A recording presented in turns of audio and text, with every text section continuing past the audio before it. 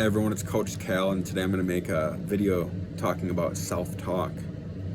And I'm going to tell you how I learned to do self-talk so effectively that motivation becomes discipline.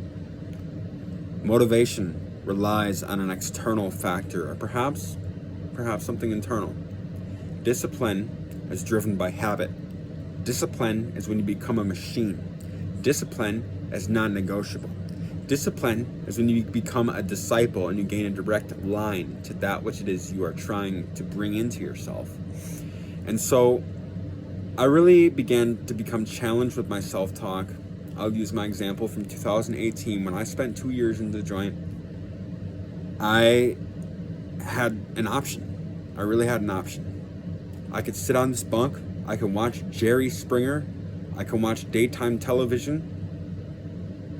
You know, with these other people who are kind of playing a costume party, tatted faces, talking money, gangs, pussy, drugs, guns, and they're watching daytime television. Or I can do my time. I can take the power back with every breath that I have, every action that I have, and I can do a habitual program, something that I do every day, non-negotiable, to construct myself in the future. That's the option I chose because I recognized I can sit here and I can become obese eating ramen noodles.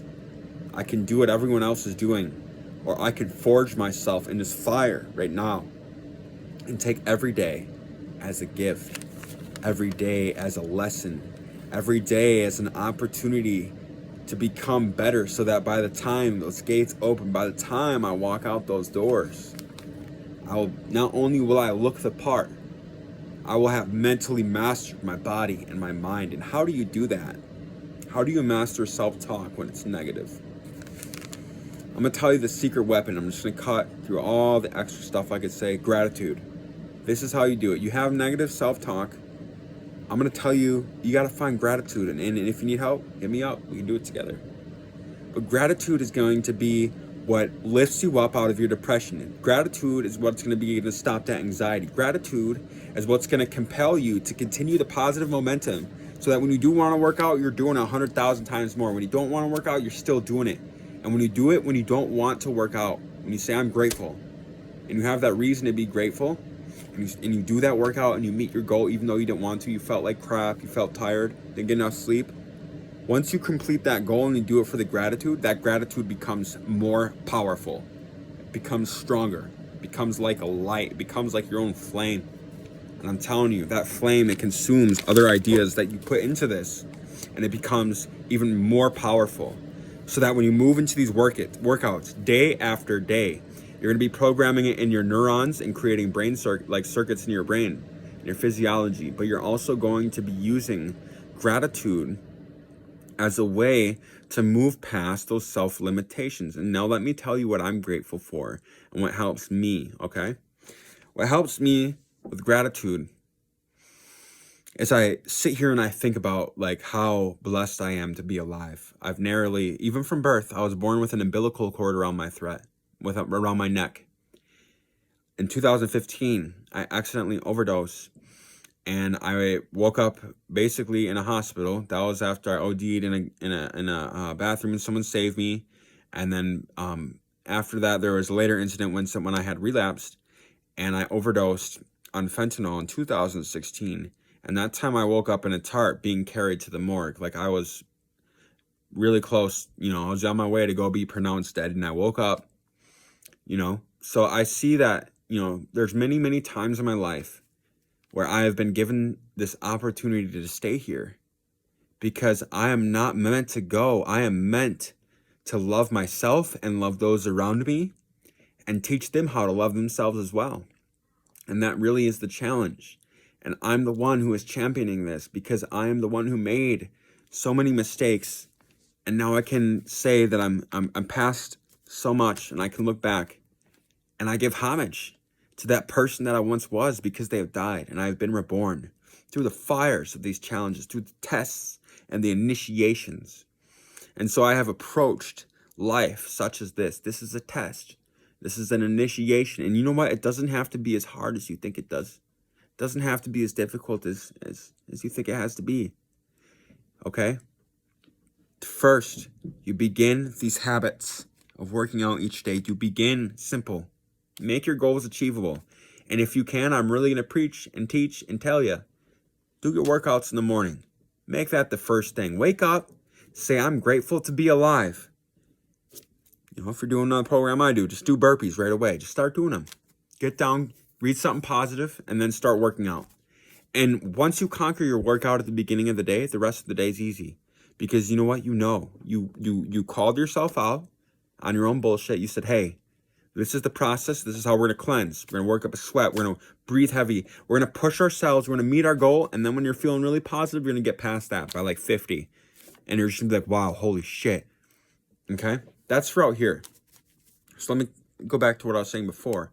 When I was in the worst of these worst places, from a minimum to medium max prison, even to maximum, even to solitary confinement for different stretches of time. My longest was probably about 3.5 months.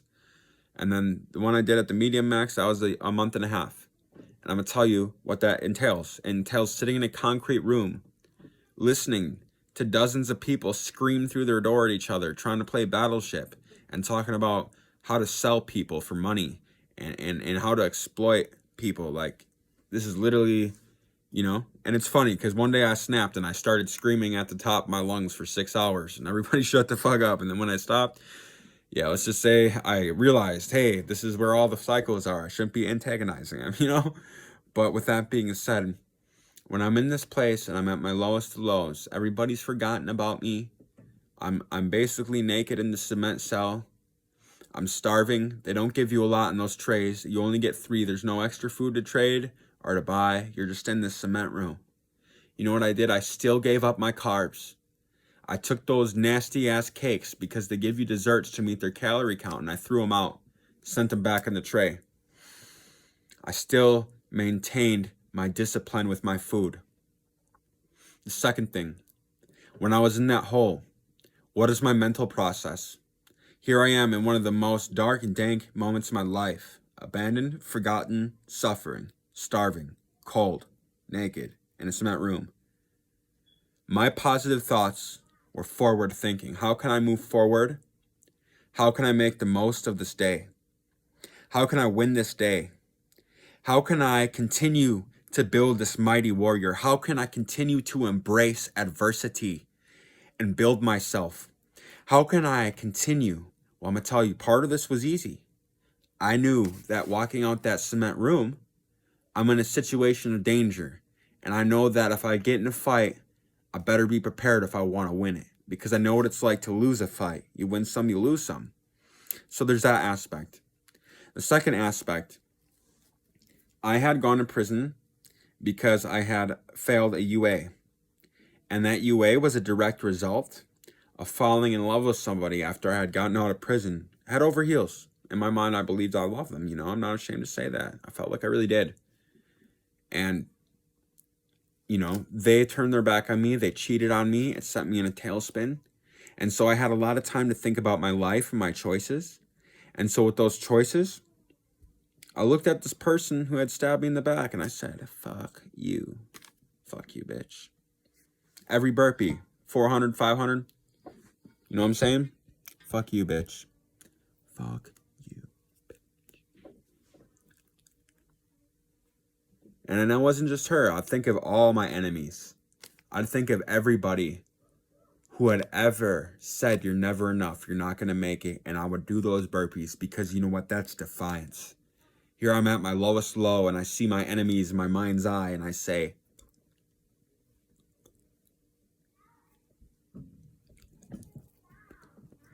and I became swole.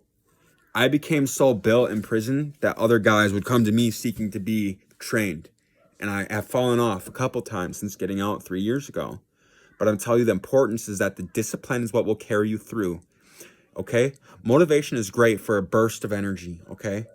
But what you want is to turn yourself into a machine. That's what the warriors did before us. That's what true warriors do. They don't rely on their feelings alone. They don't rely on anything by itself. They rely on the internal fire cultivated. I'm telling you, the shortcut is gratitude because my polarity of thinking began external. Fuck you, bitch.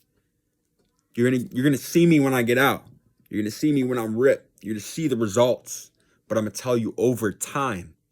And this took over a year, honestly. Over time, I began to change the polarity of my thinking.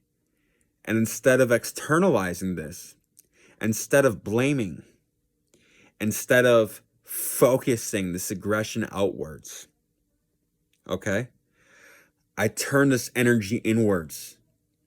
And I said to the mirror that I looked in when I saw the results of my hand and my will becoming a beast. That was my nickname in prison. Beast. That was one of them. Beast, like other men were calling me that. Beast, because of my size and my tenacity and my determination and my perseverance. And I would go out there, rain, sun, snow, and just run miles. And at the end, you'd hear me making noises because I'd be pushing myself so hard. And I'm telling you, this began because I was mad at myself. This began because I was mad at somebody else. But that anger only got me so far. It turned to gratitude. And this is what it looks like today for me. It turns to gratitude.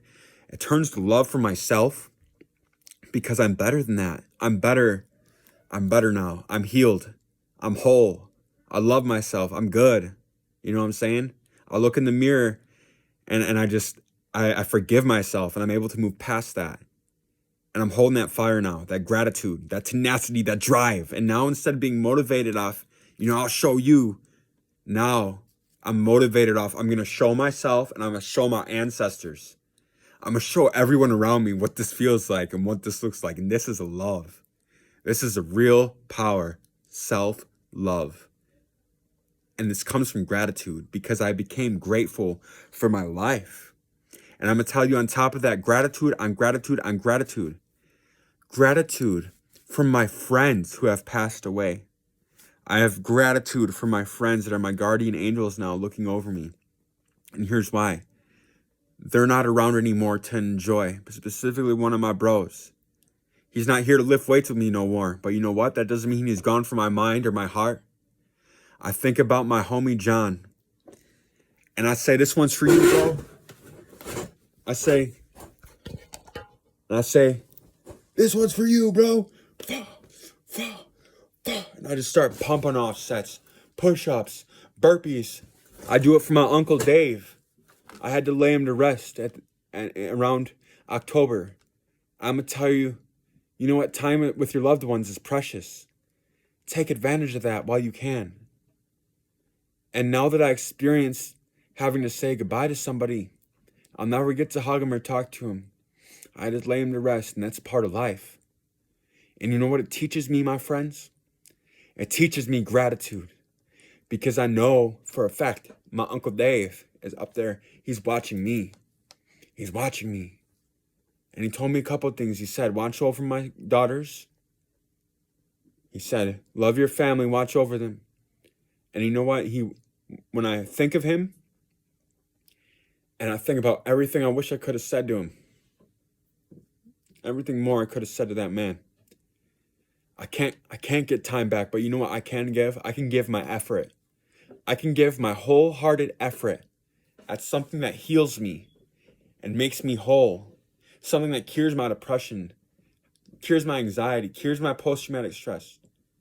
And I say their names because I know that I can't get them back, but they're real in my mind, they're real in my heart.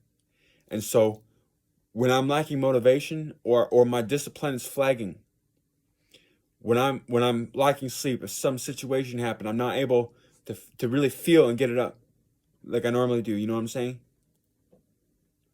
I think about my loved ones, the ones who passed, and I say, I love you. I'm doing this for you. Drop down, bam, burpee. Drop down, bam, burpee. And guess what? I move on to the next step. These are all different things I think about. And I do it in different orders. But I want to let you know, I want to tell you something. I also do these burpees for the living. I do these for my friends and family, the people that I know, and the people that I don't know. Because I fully believe this is the way.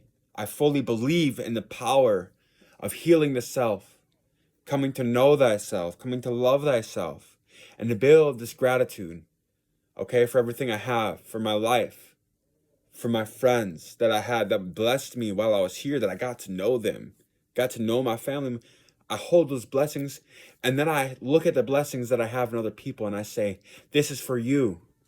I look at my homies, I look at my cousins, I look at my relatives, and they're out there drinking, they're partying, they're confused. I look at these people, and I love them, and I have a deep, immense compassion. And I thought the solution was to get these medicines, such as the rapé, such as the sananga or the kambo. And I thought, hey, these medicines are helping me. I can help my relatives get well, but sometimes people, they need different things.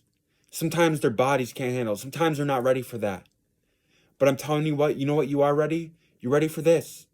Because I see all of my relatives out there. Your actions are a result of your thinking. And so to my relatives who are sick, the ones who are reliant on something, the ones who are hurting inside, I'm telling you, this is the way. This is the way, and I have to show you. And so every workout that I do, I say I'm grateful for my life, the ones who passed on, the ones who are alive, the people I know, the people I don't know. And I give it my all. And I put it on the altar of the self. What does that mean? It means that my mind and my body and my spirit, these are all moldable and changeable and able to change and be transmuted while I'm on earth. And so by building a better physique, by sharpening my mind and reading books and writing and doing things to expand my horizons of my mind, and by honoring my spirit and surrounding myself and filling myself with experiences that uplift me and that make me feel good and positive. These are all offerings, and these are all ways to build the temple itself, to honor the temple of self. And through the temple of self, this is a vehicle, okay? This is a vehicle of giving honor to what we believe in that is above ourselves. For me, that's my creator. For me, that's my personal belief system. But in a way, it all comes again back down to what I'm saying. Gratitude. And so when you find yourself lacking that motivation, I want you to think about gratitude for your life. And even if you're suffering, I want you to know that you're suffering in your pain right now. You're suffering in your pain. That's your teacher. And one day you could be someone's greatest gift. One day your story of how you overcame that pain could be what saves somebody and gets them off the street, gets their head right, gets them thinking, gets them moving in a good direction. I've seen it. And I know it because I lived it. And I know it because I saw how powerful it was just to have the recognition from others. And also, most importantly, the recognition of myself. That when I began to say, instead of fuck you, bitch, I started saying, I love you, self. You got this. You can do it. And I used to run 6, 7, 8 miles at a time. And like I said, if you've fallen off the horse, get back on it. We're still on this journey. We're still moving forward. And I'm telling you, we're all developing ourselves. We're going to develop ourselves into some badass motherfuckers this year, 2024. Let's go. Love ya. Coach Cal.